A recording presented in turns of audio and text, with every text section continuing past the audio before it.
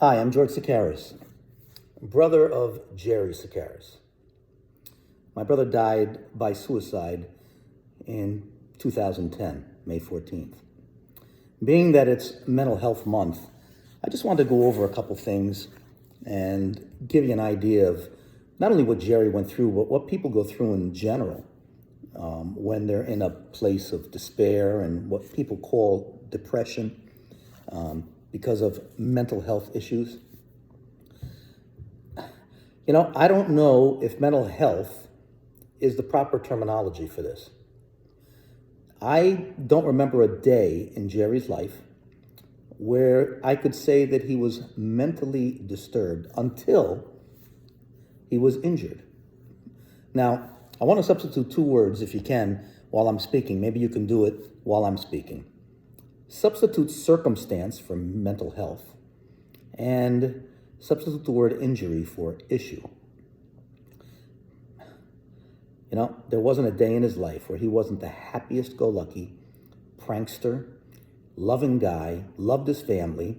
And just to let everybody know, people that do this, they have beautiful families, wonderful kids, wonderful houses, a great life, basically. So they love their kids so much, but you have to imagine the pain that they're going through has to be greater than the love for their family and their life if they were to go ahead and want to leave it. That's an important concept. So, like I said, substitute the word injury. First, what killed Jerry? Well, a couple things.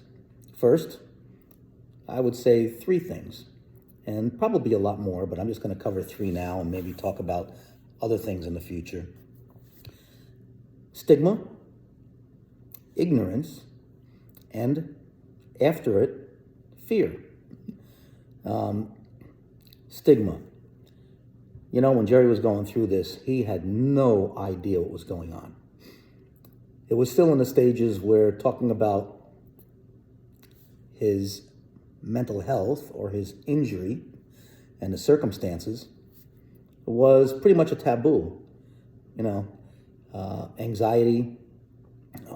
Just to give you an idea, I don't know if anybody ever had any experiences of great fear over an incident, but I know it happened to me one time. Actually, it happened with Jerry.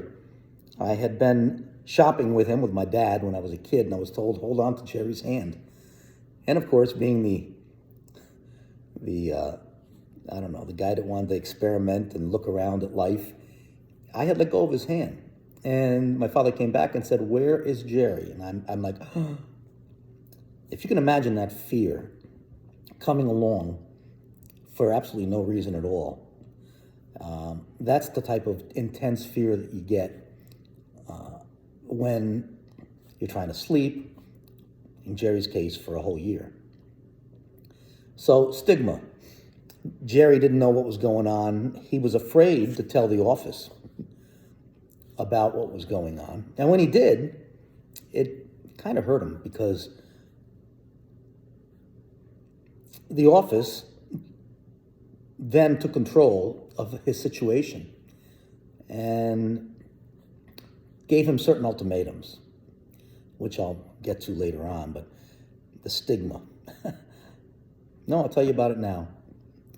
The chief of the department at the time gave Jerry an ultimatum to rid himself of a drug, I believe it was Xanax, that was actually helping him.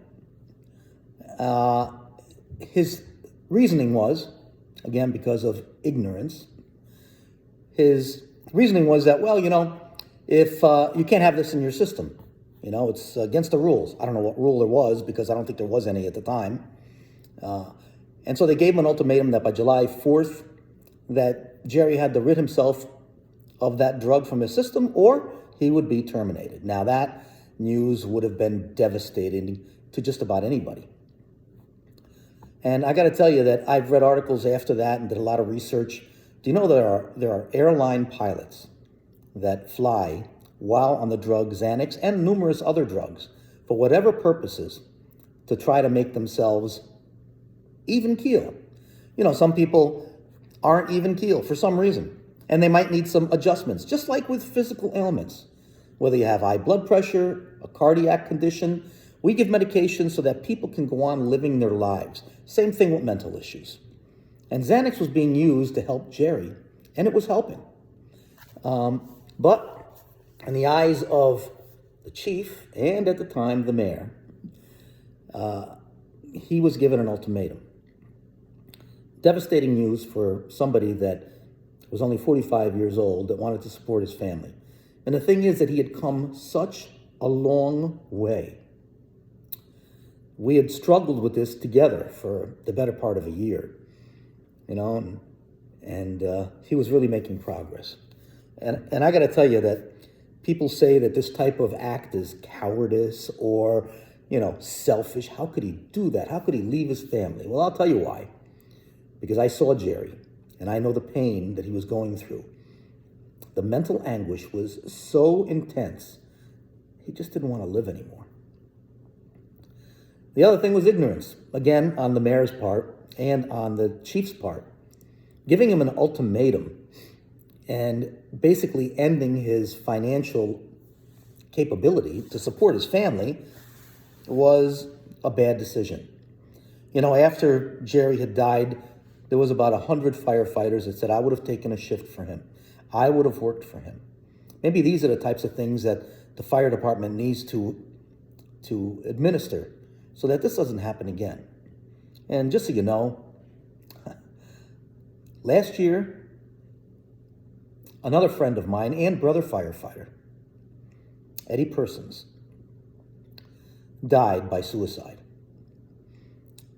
So why am I telling you all this? Well, when we get back to mental health, did they have mental health issues? Not until circumstances happened. In Eddie Persons' condition or with his situation, he wasn't a coward.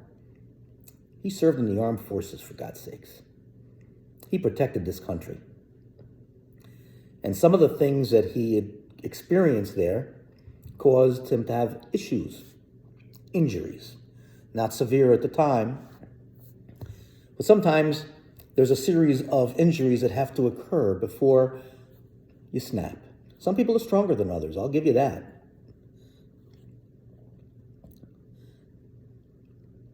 Eddie Persons always had a smile on his face, as my brother did. Boy, they can mask it very well, can't they? But when he suffered a back injury, I believe on the fire department, or maybe it was just a reoccurring injury from the past, he was fearful of, again, losing his job. So here's a man that has a family, young kids, and he now can't support his family, like my brother was fearful of supporting his and not being able to support his. So he took his own life. 2 firefighter deaths in 10 years. And then what does the city do?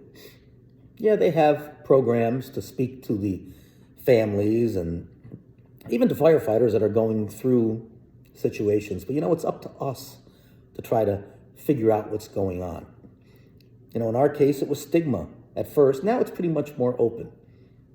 In the city's case, it was ignorance. And then there was fear. Boy, this one really kills me. After Jerry's death, there was a corporation counsel lawyer that put up roadblocks, basically. Actually, the whole city put up roadblocks. They lied.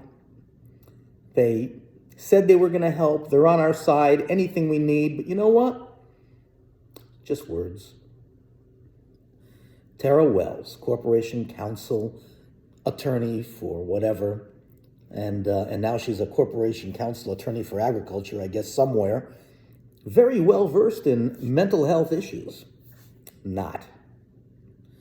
But she would go on the TV after I was causing some aggravation to the city, stating that in our professional opinion, Jerry's death was due to mental health issues. What an idiot. Yeah, mental health issues. If you substitute circumstances, if you substitute injury for issues, how about all the times that we go on calls, firemen and police officers, and we see things that people don't. We see babies that are handed to us that you know aren't viable, and yet the parents are screaming at you, please save my baby. You don't think that causes you stress? Minor injuries? Yeah, little stabbings. And these are actual calls. 2 kids in the backseat of a car, their grandparents just picked them up. 5 minutes later, the 2 kids are dead because a tractor trailer crashes into the back of the car while stopped on a highway. How do you go to your kids and say whatever you say? Burning building. Couldn't get out. They were so close. They were right by the window. Anyway, these things affect us. Little injuries, issues that we have. And yeah, we have our protective systems. You know, we joke about it, we laugh about it. But, not laugh about it, but we do things to try to numb the pain. At least back when it was taboo. So in one respect, if you substitute circumstances and injury, I guess Tara Wells was right. But at a time when it was a stigma, the fear set in that we don't want anybody to know the horrors of our job or what they do. Thank God for firefighters and police officers, because if others had to see what we see and do, if others had to experience, the citizens of this city had to experience what we live through every single day, then I got to bet that many people would have mental health issues, injuries to their mind. Yep, Tara Wells went on TV and with her expertise told us. But you know, I'm going to read you a letter. I've only read this once. It's from a professional psychiatrist. After Jerry's death, it was sent to the city in the hopes that maybe the city could, understand. No money. We didn't want money. We wanted understanding. And it's my goal right now, someday, in the next year or two, I'm going to do my best to have the city and the state and maybe even the federal government recognize that issues are injuries. I know, we can understand that when a cop gets shot, we know that the bullet killed him, and so that's a line of duty death. We can understand when a firefighter goes into a burning building and he doesn't come out, that's a line of duty death. But when we see all the things that we see, and the city says that's not an injury, sorry, that's taboo, we're not going to go there, and we're going to treat it a little differently. Bullshit. It's an injury. It's a mental injury. And Jerry's name ought to be on a line of duty death list shown with pride at the firehouse, because it's the right thing to do. So now I'm going to read something from a professional psychiatrist. Now, he wouldn't certainly tell the city how to run their city. I mean, if he were to do so, he'd be deemed an idiot. Why? Because his expertise is psychiatry. It's not law, just like Tara Wells. And if he were to talk to an accountant in the city, he wouldn't give him accounting practices and say, hey, why don't you do it this way? Why? He'd be deemed an idiot. But Tara Wells, who was a corporation counsel attorney, in her infinite wisdom, decided to go on TV and put roadblocks up to say that they knew what it was. Yeah, they knew what it was.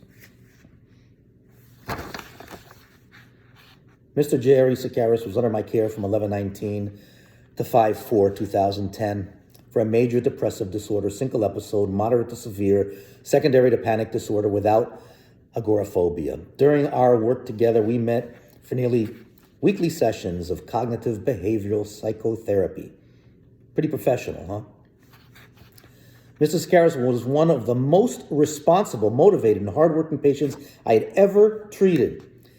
He completed all homework assignments, sought out additional sources of help, and made significant progress until the chief gave him an ultimatum. His desire and commitment to return to work was sincere and unwavering.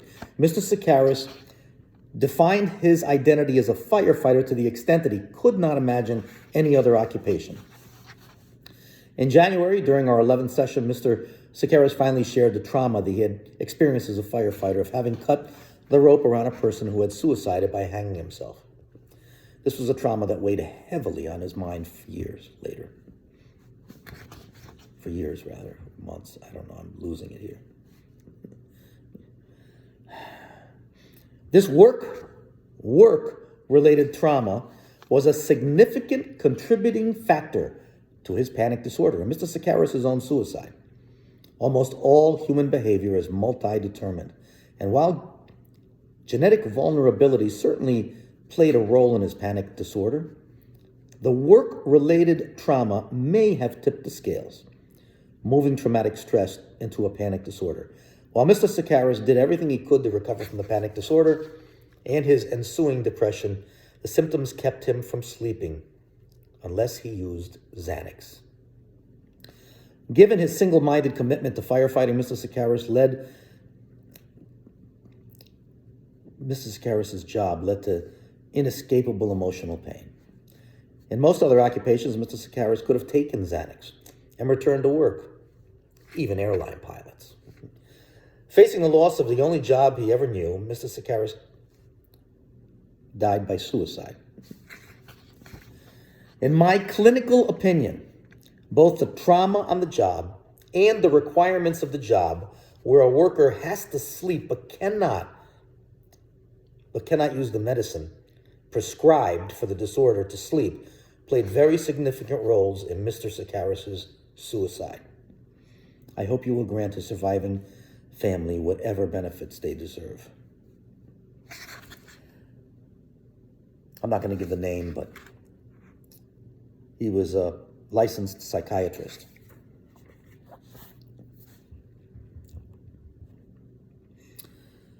Stigma, ignorance, and fear. Fear because the city thought they were going to get sued, had nothing to do with that. Ignorance because they just didn't know how to handle a situation. And I can't blame the city. It was a job that I loved also. I blame them for their ignorance. They should have just given him a chance. He was a dedicated employee. Stigma. Do you know that after Jerry died, there was no less than 20 firemen that came up to me and said, I'm on Xanax, but I won't tell the city because I don't want to lose my job. At least 20. And these are people that are driving fire trucks, doing their job every day. Why? Because they can do their job, because they can sleep, because they are taking a drug that can make them better.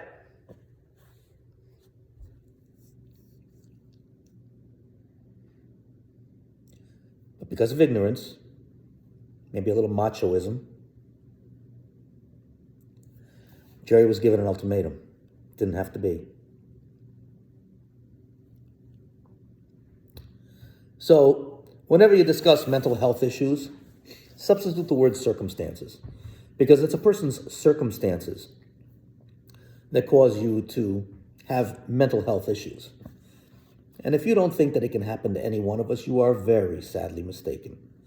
Anyone out there that's listening to this can say, I don't have mental health issues.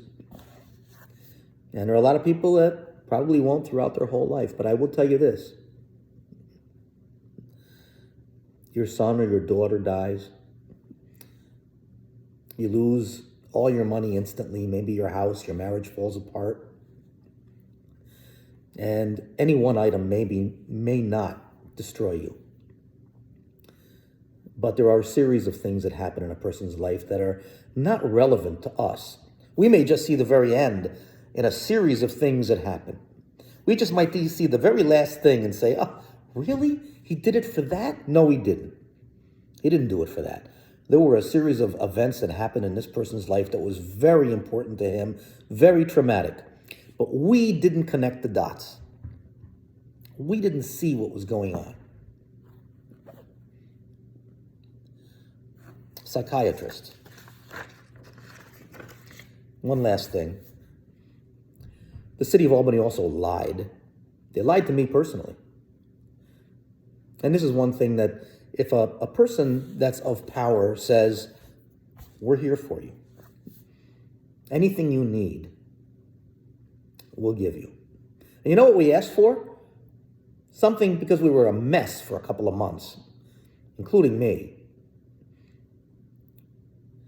All we asked for is, don't let the insurance for the family lapse for at least a couple more months so we can get our shit together and get a program. We'll pay for it. Just don't let it lapse. The mayor at the time, and I won't mention his name, came up to me 3 separate times.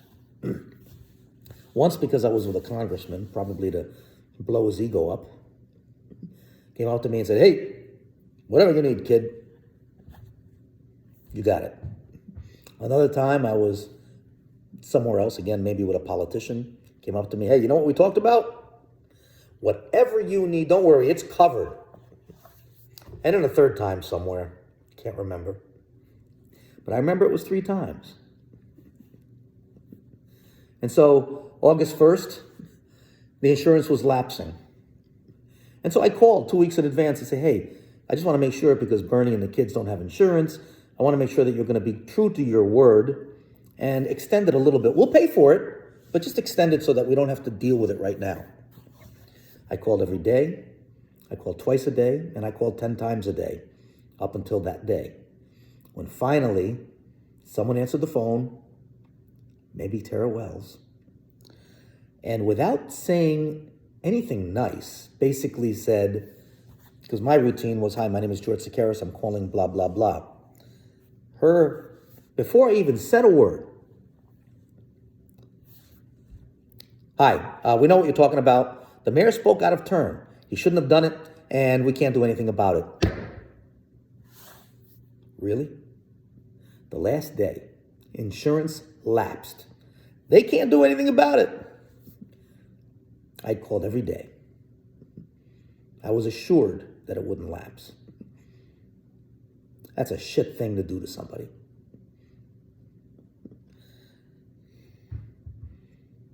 Bernie had to struggle to get insurance because God forbid if anything ever happened to her or the kids, it would have been devastating. They were already going through a hardship that is probably the most difficult that anybody can experience.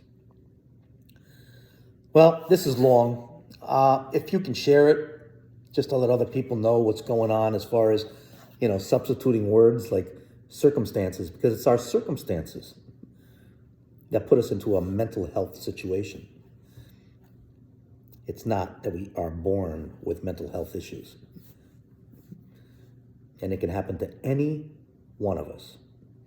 You put the proper circumstances together, even young people, with bullying. I mean, look what's happening with these shootings. Kids are deemed geeks or not accepted in their circles. Are you kidding me? The geeks of the world. I mean, I wonder what Bill Gates was like when he was a kid. Probably a geek. If it wasn't for him, we wouldn't have all this stuff. Steve Jobs, probably a geek. We should learn to respect people, to love them, to not treat them with any malice. Everybody's got a purpose on this earth. And I know being a teenager is tough. But really, cliques, to be in your group, to be accepted, all that changes later on, folks. Anyway, that's it for today. I might post later. But, have a healthy day. Kiss your kids and enjoy life while you have it.